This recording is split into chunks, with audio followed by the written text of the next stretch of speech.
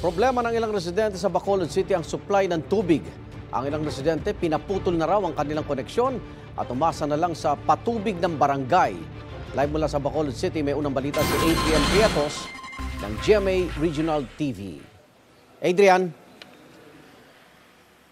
Yes, Igan, mayong aga mga kapuso. Kulang at hindi malinis na supply ng tubig.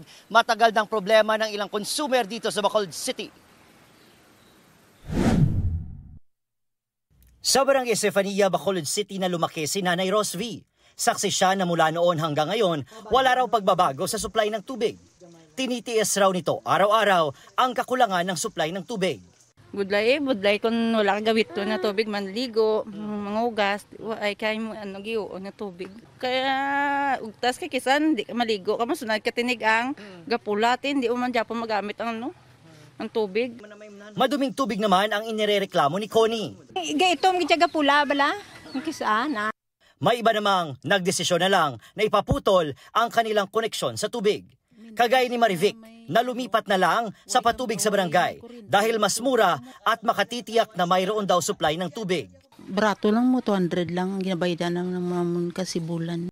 Problemado pa rin ang ilang residente kahit na may dagdag ng 3 million liters per day sa supply ng tubig sa nasabing barangay, pati sa barangay 27, 28, 29, 30, Villamonte at Mandalagan. Kasunod ito ng pag-upgrade ng matabang water treatment plant sa Barangay Granada na bahagi ng joint venture agreement ng Basiwa at Prime Water.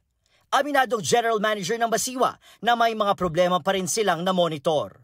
Ang ato na lang subong nga ginatagaan naman sang atensyon ang mga leak, turbidity, kung gas gadamo ang ato niya production. Rest assured nga nagasigi-sigi si Basiwa Prime Water sa magpangita ang source para nga malambot naton ang 24/7.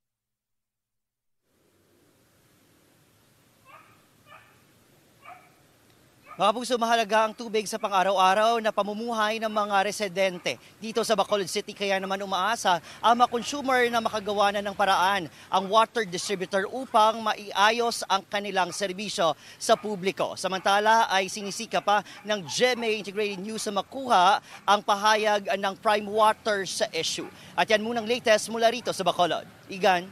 Maraming salamat, Adrian Prietos ng GMA Regional TV. Igan, mauna ka sa mga balita, mag-subscribe na sa GMA Integrated News sa YouTube para sa iba't ibang ulat sa ating bansa.